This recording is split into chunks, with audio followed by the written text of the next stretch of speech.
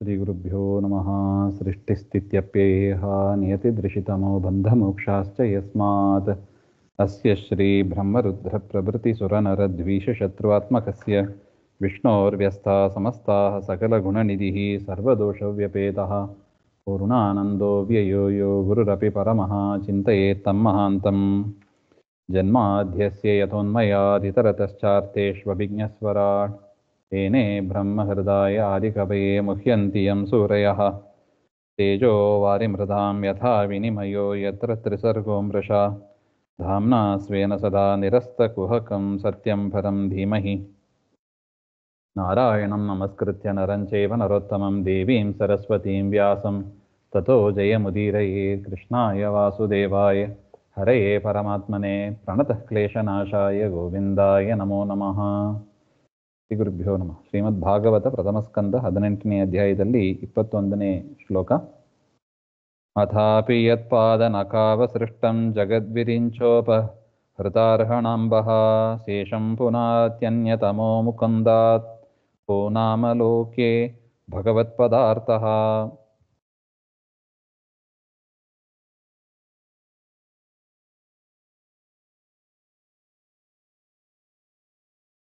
ಅಂದರೆ ಪರಮಾತ್ಮನ ಕಥೆಯ ಮಹಿಮೆ ಏನು ಹಾಗೆ ಅಂತ ಸೂತಾಚಾರ್ಯರು ಶೌನಕಾದಿಗಳಿಗೆ ಹೇಳ್ತಾರೆ. ಸಂಕ್ಷೇಪವಾಗಿ ಹೇಳಿದರು. ಪರೀಕ್ಷಿತ್ ರಾಜ ಕಲಿಯನ್ನು ಹೇಗೆ ನಿಗ್ರಹ ಮಾಡಿದ ಅಂತ ಹೇಳಿದರು. ಇನ್ನು ವಿಸ್ತಾರವಾಗಿ ಭಾಗವತವನ್ನು ಪ್ರಾರಂಭ ಮಾಡಿ ಅಂತ ಹೇಳಿದಾಗ ಸೂತಾಚಾರ್ಯರು ಹೇಳುವ ಮಾತು, ಲಕ್ಷ್ಮೀದೇವಿಯು ಕೂಡ ಸಮುದ್ರ ಮಥನ ಮಾಡಿ ಲಕ್ಷ್ಮೀದೇವಿಯ ಪ್ರಾದುರ್ಭಾವ ಆಗ್ತದೆ. ಕೈಯಲ್ಲಿ ವರುಣದೇವರು ಮಾಲೆ ಕೊಟ್ಟಿದ್ದಾರೆ. ಹಾಕಮ್ಮ ವರುಣನ ಮಗಳು ಲಕ್ಷ್ಮಿ ಆಗ್ಬಿಟ್ಲು. ಅದರಿಂದ ಯಾರನ್ನ ಆಯ್ಕೆ ಮಾಡ್ಕೋತಿ ಅಂತ ಮಾಲೆಯನ್ನು ಕೊಟ್ಟು ಬಿಟ್ರು.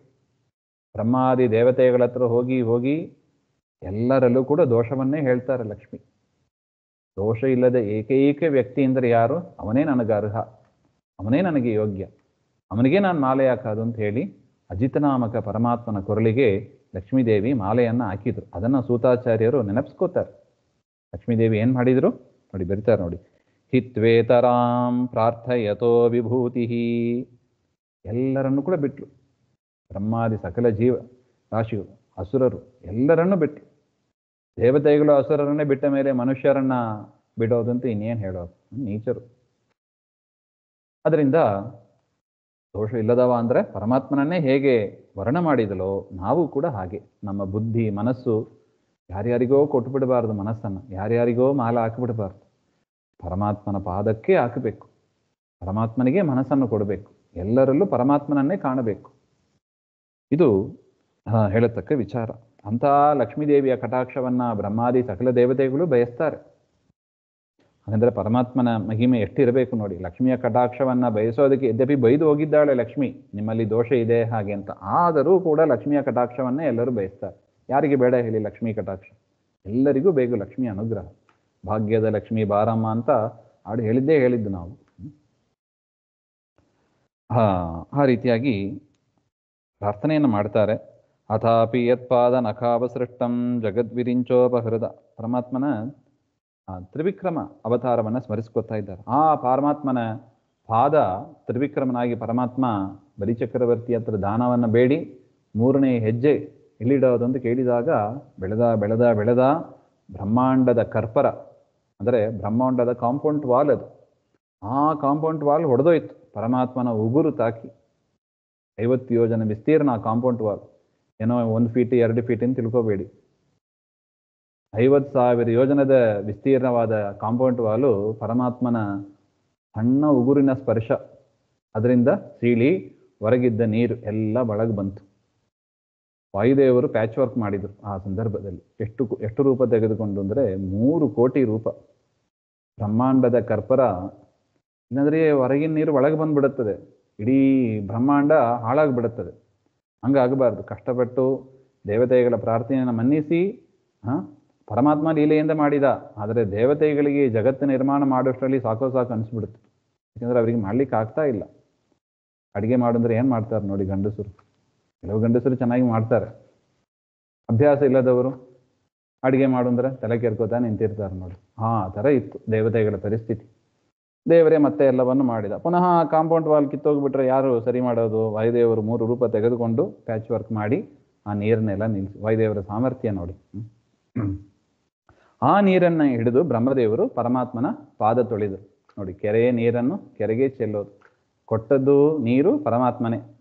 ನಾವು ಕೊನೆಗೆ ಎಲ್ಲಿ ಮಾಡಿದ್ದೀವಿ? ದೇವರ ಪಾದಕ್ಕೆ ಅಭಿಷೇಕ ಮಾಡಿದರು ಬ್ರಹ್ಮದೇವ್. ಅವತ್ತಿನಿಂದ ಶುರು. ದೇವರು ಕೊಟ್ಟದ್ದು ದೇವರಿಗೆ. ಪುರಂದರದಾಸರು ಹೇಳೇ ಬಿಡ್ತಾರೆ ನೋಡಿ, ಕೆರೆಯ ನೀರನ್ನು ಕೆರೆಗೆ ಚೆಲ್ಲೋದು. ದೇವರು ಕೊಟ್ಟ ನೀರನ್ನು ದೇವರಿಗೆ ಅಭಿಷೇಕ ಮಾಡೋದು ನಮ್ಮದು ಕರ್ತವ್ಯ. ಅದು ಮಾಡಬೇಕು ಅಂತ ತೋರಿಸಿಕೊಟ್ಟವರು ಬ್ರಹ್ಮದೇವರು. ರುದ್ರೇಣ ಸಹ ವರ್ತ್ಮಾನಂ ಮುಕುಂದಾತ್ಮಕೋ ನಾಮ ಲೋಕೆ ಭಗವತ್ ಪದಾರ್ಥ. ಈ ರೀತಿಯಾಗಿ ಶೇಷಂ ರುದ್ರೇಣ ಸಹ ವರ್ತ್ಮಾನಂ ಜಗದಧಿಕಾರಿ ಜನಂ ಪುನಾತಿ. ಆ ನೀರು ಬ್ರಹ್ಮದೇವರು ಅಭಿಷೇಕ ಮಾಡಿದ ನೀರದು, ಪರಮಾತ್ಮನಿಗೆ ಅಭಿಷೇಕ ಮಾಡಿದ ನೀರು. ಅದನ್ನು ರುದ್ರದೇವರು ಧರಿಸ್ತಾರೆ. ಅದರಿಂದ ಅವ್ರಿಗೆ ಏನು ಹೆಸರು ಬಂತು? ಗಂಗಾಧರ ಅಂತ. ಗಂಗಾ ಅಂದರೆ ಏನು? ಪರಮಾತ್ಮನ ಪಾದ ನಿರ್ಮಾಲ್ಯ ಅದು. ಆ ನಿರ್ಮಾಲ್ಯವನ್ನು ಧರಿಸಿ ರುದ್ರದೇವರು ಶಿವೋಭೂತ ಅಂತಾರೆ. ಶಿವ ಪರಮ ಮಂಗಳ ಆದರಂತೆ. ಅಂದರೆ ಏನರ್ಥ? ಮೊದಲು ಅಶಿವನಾಗಿದ್ದರು, ಮೊದಲು ಅಮಂಗಳವಾಗಿದ್ದರು, ಆಮೇಲೆ ಈ ಗಂಗೆಯನ್ನು ಧರಿಸಿ ಪರಮ ಮಂಗಳ ಆದರು ಅಂತ ಭಾಗವತ ಹೇಳ್ತಾ ಇದೆ. ಅದರಿಂದ ಅಂತಹ ಪರಮಾತ್ಮ ಮನಃಶುದ್ಧಿಯಾದಿ ದ್ವಾರ ಮುಕ್ತಂ ಕರೋತಿ. ಆ ನೀರು ಏನು ಮಾಡುತ್ತದೆ? ಪರಮಾತ್ಮನ ಪಾದದ ನೀರಿನ ಮಹತ್ವ ನೋಡಿ. ದೇವರಿಗೆ ಒಂದು ಶಾಲಿಗ್ರಾಮ ನೀರು ಹಾಕಿ ನಿರ್ಮಾಲ್ಯ ಮಾಡಿ ಅದನ್ನು ತೆಗೆದುಕೊಂಡ್ರೆ ಮನಸ್ಸನ್ನು ಶುದ್ಧಿ ಮಾಡುತ್ತದಂತೆ. ಅಲ್ಲ, ಅದು ಹೆಂಗೆ ಮನಃಶುದ್ಧಿ ಮಾಡುತ್ತದೆ? ದೇವರ ಅನುಗ್ರಹದಿಂದ ಆಗ್ತದೆ ಅಷ್ಟೇ. ಶಾಲಿಗ್ರಾಮಕ್ಕೆ ಅಭಿಷೇಕ ಮಾಡಿ ತೆಗೆದುಕೊಂಡ ನೀರು ಅದು ಮಹಾ ಸಾಮರ್ಥ್ಯ ಇರತಕ್ಕದ್ದು. ಅದು ಅಂಥದ್ದು ಗಂಗಾ ನೀರು ಅಷ್ಟೇ. ಅತಃ ಮುಕುಂದಾತ್ ಅನ್ಯತಮಃ ಕೋ ನಾಮ. ಅದರಿಂದ ರುದ್ರದೇವರ ಪರಿಸ್ಥಿತಿ ನೋಡಿ, ಬ್ರಹ್ಮದೇವರ ಪರಿಸ್ಥಿತಿ ನೋಡಿ. ತ್ರಿಮೂರ್ತಿಗಳು ಅಂದ್ರೆ ಪ್ರಸಿದ್ಧ ಅಂದರೆ ಇವರೇ.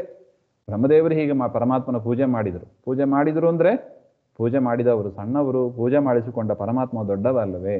ದೊಡ್ಡವರಿಗೆ ಪೂಜೆ ಸಣ್ಣವರು ಮಾಡ್ತಾರೆ.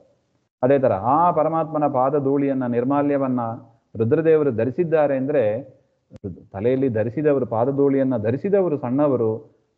ಆ ಪಾದಧೂಳಿಯನ್ನು ಅನುಗ್ರಹಿಸಿದ ಪರಮಾತ್ಮ ಅವನು ದೊಡ್ಡವ ಹಾಗೆ ಅಂತ. ಅದರಿಂದ ದೇವರನ್ನು ಯಾರು ತಾನೇ ಬಿಡ್ತಾರೆ?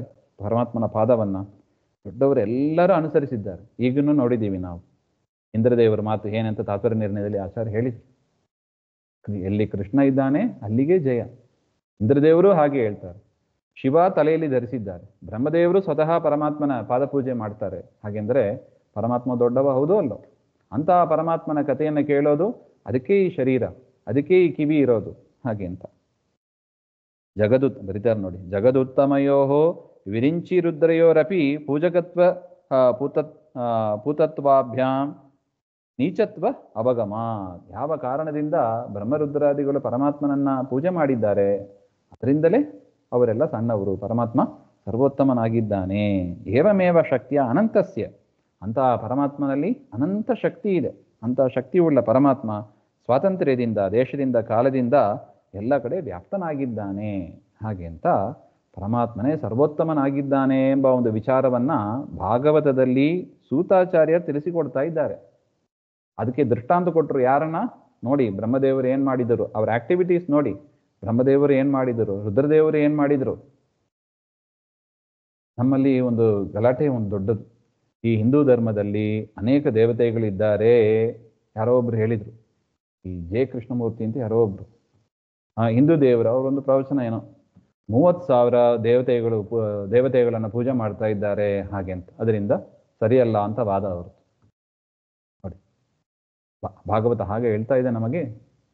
ಶಾಸ್ತ್ರ ಏನು ಹೇಳಿಕೊಡ್ತಾ ಇದೆ ನಮಗೆ? ಬ್ರಹ್ಮದೇವರನ್ನ ನೋಡು, ರುದ್ರದೇವರನ್ನ ನೋಡು, ಏನೇನು ಆಕ್ಟಿವಿಟೀಸ್ ಮಾಡಿದರು ಅವರು. ಅವರ ಪರಿವಾರಕರು ಜಾಸ್ತಿ ಇದ್ದಾರೆ, ಅದು ದೇವರ ವೈಭವವೇ ಆಯಿತು. ಆದರೆ ಪರಮಾತ್ಮ ಹಾಗೆ ಅಂದರೆ ಅವನು ಒಬ್ಬನೇ ಇರೋದು. ನಿಮ್ಮ ಮತದಲ್ಲಿ, ನಮ್ಮ ಮತದಲ್ಲ ನೋಡಿ, ಒಬ್ಬರೇ ದೇವರು ಇದ್ದಾರೆ. ನಿಮ್ಮ ಮತದಲ್ಲಿ ಎಷ್ಟು ದೇವತೆಗಳಿದ್ದಾರೆ, ಎಷ್ಟು ದೇವರಿದ್ದಾರೆ? ಕನ್ಫ್ಯೂಷನು ಅಲ್ಲ. ಎಲ್ಲಿ ಬಂದು ಕನ್ಫ್ಯೂಷನ್? ಶಾಸ್ತ್ರ ಸರಿಯಾಗಿ ಓದಿದರೆ ಕನ್ಫ್ಯೂಷನ್ ಯಾಕೆ ಬರುತ್ತದೆ? ಶಾಸ್ತ್ರ ಬಿಟ್ಟಿದ್ದೀವಿ, ಅದರಿಂದ ಇಂಥ ಬೈಗಳನ್ನು ನಾವು ತಗೋಬೇಕಾಗ್ತದೆ. ನಮ್ಮನ್ನು ಬೈಯೋವರೇ ಜಾಸ್ತಿ.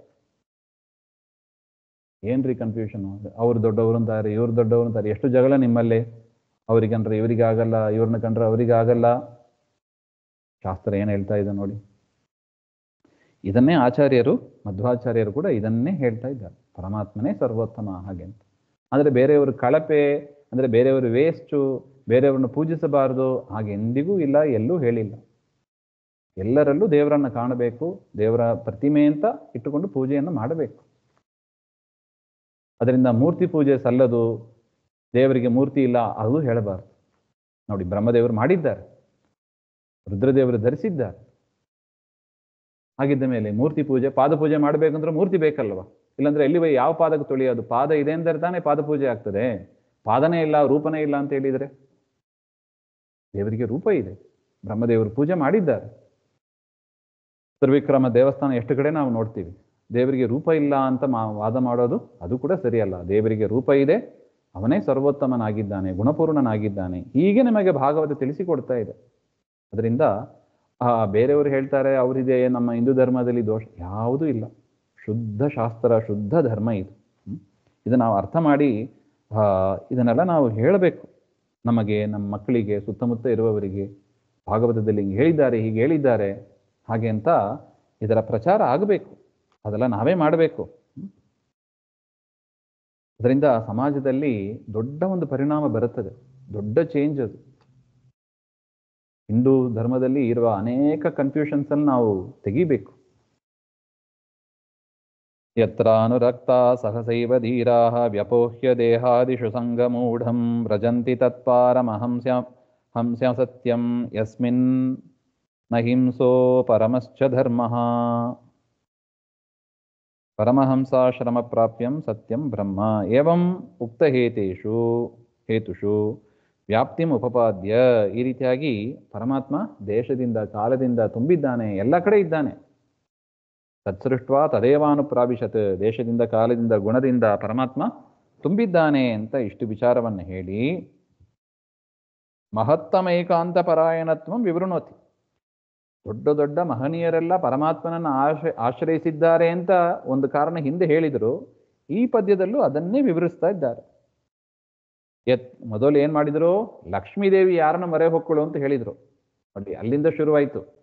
ಮದುವೆ ಸಂದರ್ಭದಲ್ಲಿ ಅಂದ್ರೆ ಸಮುದ್ರ ಮಥನಾಗಿ ಪ್ರಾದುರ್ಭಾವ ಆದಾಗ ಲಕ್ಷ್ಮೀದೇವಿ ಯಾರನ್ನ ಆಶ್ರಯಿಸಿದ್ರು?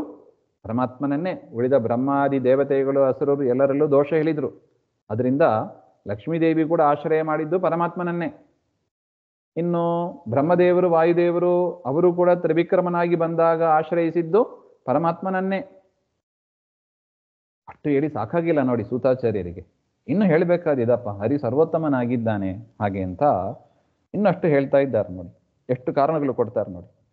ಮಾಹಾತ್ಮ್ಯ ಜ್ಞಾನ ಅನುಸಾರೇನ ಸ್ನಿಗ್ಧ ಧೀರಾಹ ಹರಿವಿಷಯಕ ಬುದ್ಧೌ ರಮಮಾಣಾಹ.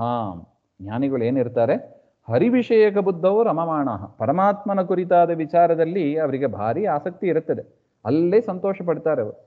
ಈ ಲೌಕಿಕ ವಿಚಾರ, ಮನೆಯ ವಿಚಾರ ಕಟ್ಕೊಂಡು ಏನು ಮಾಡಬೇಕಾದ್ರೆ ಅದು ಮಾತೇ ಆಡೋದಿಲ್ಲ ಅವರು. ಬೇಡ, ಇದು ಹೇಯ, ಇದು ಇದ್ದೇ ಇದೆ. ಅವ್ರು ಸರಿ ಇಲ್ಲ, ಇವ್ರು ಸರಿ ಇಲ್ಲ, ಮನೆ ಸರಿ ಇಲ್ಲ, ಮಠ ಸರಿ ಇಲ್ಲ, ಅದನ್ನೇನು ಮಾತಾಡಿ ಏನು ಅದನ್ನು ಟೈಮ್ ವೇಸ್ಟ್ ಮಾಡೋದು. ಎಷ್ಟು ದೂರ ಬರಬೇಕಾಗಿದೆ ನೋಡಿ. ನಾವು ಅಷ್ಟು ಹಚ್ಕೊಂಡಿದ್ದೀವಿ ಮನೆಯಲ್ಲಿ, ಮನೆ ಮಠ ಅಂತ. ಅದರಿಂದ ಪರಮಾತ್ಮನ ವಿಷಯಕವಾದ ಬುದ್ಧಿಯಲ್ಲಿ ನಾವು ಸಂತೋಷವನ್ನ, ಸ್ನೇಹವನ್ನ ತೋರಿಸ್ಬೇಕು. ದೇವರ ಬಿಟ್ಟು ಉಳಿದದ್ದೆಲ್ಲ ಹೇಯ, ಬಿಡಬೇಕಾದ್ದೇ. ಫಿಟ್ ಟು ಬಿ ರಿಜೆಕ್ಟೆಡ್ ಅಂತಾರೆ ನೋಡಿ. Everything is fit to be rejected. ಎಲ್ಲ ಬಿಡಬೇಕಾದ್ದೇ. ನಾವೇ ಬಿಟ್ರೆ ಸರಿ, ನಮಗೆ ಆನಂದ ಆಗ್ತದೆ.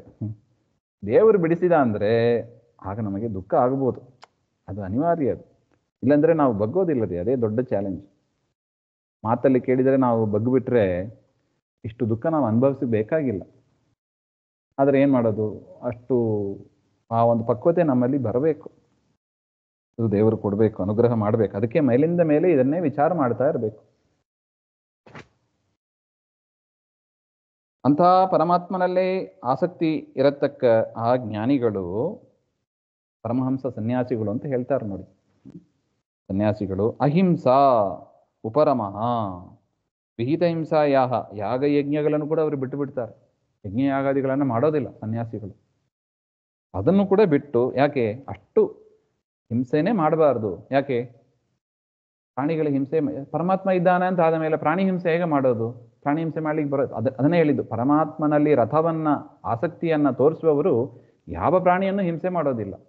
ಅಲ್ಲ, ಊಟ ಅಂದ್ರೆ ಅದು ಪ್ರಾಣಿಗಳೇ ಇರುತ್ತವೆ ಅಲ್ಲಿ, ಹಣ್ಣು ಹಂಪಲು ಎಲ್ಲದರಲ್ಲೂ ಇದ್ದಾವೆ, ಅದು ಆ ಪಾಪ ಬರುತ್ತವಲ್ಲ, ಅದಕ್ಕೆ ವೈಶ್ವದೇವ ಮಾಡು ಅಂತ ಹೇಳ್ತಾರೆ. ಯಾಗವನ್ನೇ ಬಿಟ್ಟು ಬಿಟ್ರೆ, ಅದಕ್ಕೆ ಗೃಹಸ್ಥಾಶ್ರಮಿಗಳು ಅಂಥ ಯತಿಗಳನ್ನ ಕರೆಸಿ ತಾವೇ ವೈಶ್ವದೇವಾದಿಗಳನ್ನು ಮಾಡಿ ಅವರಿಗೆ ಕೂಡ ಭಿಕ್ಷೆ ಹಾಕಬೇಕು. ಹಿಂದಿನ ಕಾಲ ಪದ್ಧತಿ ಅದು. ಗೃಹಸ್ಥರು ಅವರ ಧರ್ಮ ಅದು, ಯತಿಗಳಿಗೆ ರಕ್ಷಣೆಯನ್ನು ಮಾಡತಕ್ಕದ್ದು. ಆ ರೀತಿಯಾಗಿ ಮಾಡತಕ್ಕವರು ಸನ್ಯಾಸಿಗಳು. ತತ್ ಪಾರಮಹಂಸ್ಯ ಸತ್ಯಂ ವ್ರಜಂತಿ ಅತ್ರ ಪರಮಹಂಸ ಸಂಬಂಧಿ ಸತ್ಯವಚನಮಿತಿ ಅನ್ಯಥಾ ಪ್ರತೀತಿ ನಿವಾರಣಾಯ ಪಾರಮಹಂಸ್ಯಂ ಸತ್ಯಂ ಇತ್ಯಸ್ಯ ಅರ್ಥ್ಯಮಾಹ ಪರಮಹಂಸ ಇತಿ. ತಥಾ ಚ ಪರಮಹಂಸ ಪ್ರಾಪ್ಯಂ ಪಾರಮಹಂಸ್ಯಂ, ಪರಮಹಂಸರಿಂದ ಹೊಂದಲ್ತಕ್ಕವ ಪರಮಾತ್ಮ ಅಂತ. ಪಾರಮಹಂಸ ಅಂದ್ರೆ ಚತುರ್ಮುಖ ಅಂದ್ರೆ ಬ್ರಹ್ಮ ಅಂತ, ಪರಮಾತ್ಮ ಅಂತ ಅರ್ಥ. ಪರಮಹಂಸರಾದ ಸನ್ಯಾಸಿಗಳಿಂದಲೂ ಕೂಡ ನೋಡಿ, ಎಲ್ಲವನ್ನು ಬಿಟ್ಟವರು ಯಾರನ್ನು ಬಿಟ್ಟಿಲ್ಲ? ದೇವರನ್ನು ಬಿಟ್ಟಿಲ್ಲ ನೋಡಿ. ಇದು ನಿಜವಾದ ಭಕ್ತಿ ಅಂದರೆ, ನಿಜವಾದ ರಾಗ ಅಂದರೆ ಹೀಗಿರಬೇಕು. ಬೇರೆದು ಯಾವುದು ಬೇಡ, ದೇವರೊಬ್ಬನೇ ಬೇಕು. ಅಲ್ಲ, ಏನ್ ಕಂಡ್ರಿ ಹಾಗೆ ದೇವರಲ್ಲಿ? ಇದೆ, ದೇಶದಿಂದ ಕಾಲದಿಂದ ಗುಣದಿಂದ ಅಷ್ಟು ಉತ್ತಮನಾಗಿದ್ದಾನೆ. ಲಕ್ಷ್ಮೀದೇವಿ ಅವನನ್ನೇ ವರಿಸಿದ್ದಾಳೆ, ಬ್ರಹ್ಮರುದ್ರಾದಿಗಳು ಅವನನ್ನೇ ಪೂಜೆ ಮಾಡ್ತಾರೆ. ಏನು ಅವರೇನು ಮುಟ್ಟಾಳ್ರ? ಎಷ್ಟು ದೊಡ್ಡ ದೊಡ್ಡ ಮಹನೀಯರು ಅಂತ ಜಗತ್ತಿನಲ್ಲಿ ಪ್ರಸಿದ್ಧ ಅವರು. ಹೇಳಿದರೆ ಭಾಗ್ಯದ ಲಕ್ಷ್ಮಿ, ಮುಟ್ಟಾಳಾಗಿದ್ರೆ ಭಾಗ್ಯದ ಲಕ್ಷ್ಮಿ ಬಾರಮ್ಮ ಅಂತ ನಾವು ಕರಿತೀವ? ಅಂತಹ ಮಹನೀಯರು ಯಾರನ್ನ ಆಶ್ರಯಿಸಿದ್ದಾರೆ? ಪರಮಾತ್ಮ. ಅವ್ರು ನೋಡಿ ಯಾರು ಕಲಿಯೋದು ಬೇಡವಾ ನಾವು ಅಂತ ಕೇಳ್ತಾರೆ ಸೂತಾಚಾರ್ಯ. ಅವ್ರು ನೋಡಿ ಯಾರು ಕಲೀರಿ. ಸರಿ, ದೇವತೆಗಳು ನಮಗೆ ಕಾಣಿಸೋದಿಲ್ಲ, ಎಲ್ಲೋ ಚರಿತ್ರೆಯಲ್ಲಿ ಕೇಳ್ತೀವಿ. ಸನ್ಯಾಸಿಗಳನ್ನು ನೋಡಿ, ಹೀಗಿರುವ ಸನ್ಯಾಸಿಗಳನ್ನು ನೋಡಿ, ಎಷ್ಟು ಜನ ಪರಮಾತ್ಮನನ್ನೇ ಆಶ್ರಯಿಸಿದ್ದಾರೆ. ಯಜ್ಞ ಯಾಗಾದಿಗಳು ಕೂಡ ಮಾಡೋದಿಲ್ಲ, ದೇವರು ಧರ್ಮ ಶಾಸ್ತ್ರ ಹೀಗೆ ಇರ್ತಾರೆ ಅವರು.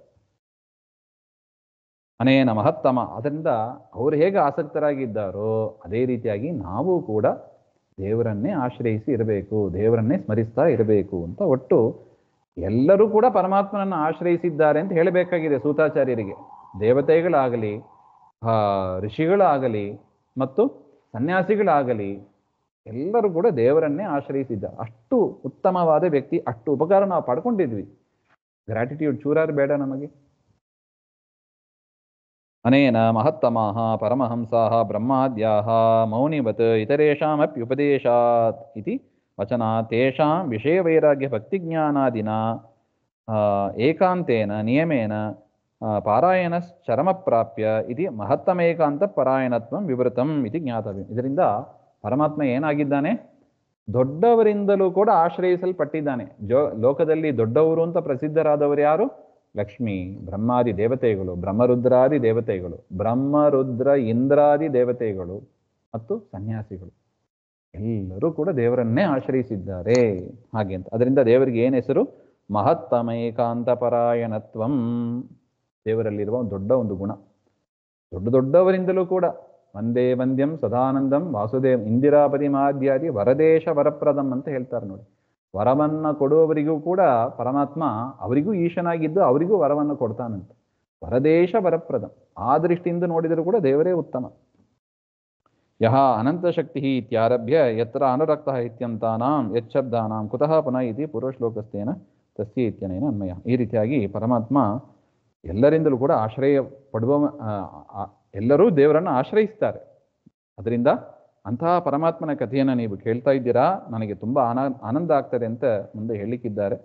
ಮುಂದೆ ವಿಚಾರವನ್ನು ನೋಡೋಣ. 2 ಶ್ಲೋಕ ಆಯಿತು, ಸಮಯ ಆಯಿತು. ಶ್ರೀಮಧ್ವಾಂತರ್ಗತ ಶ್ರೀಕೃಷ್ಣ ನಮಸ್ತೆ. ಶ್ರೀ ಹರೇ ನಮಃ.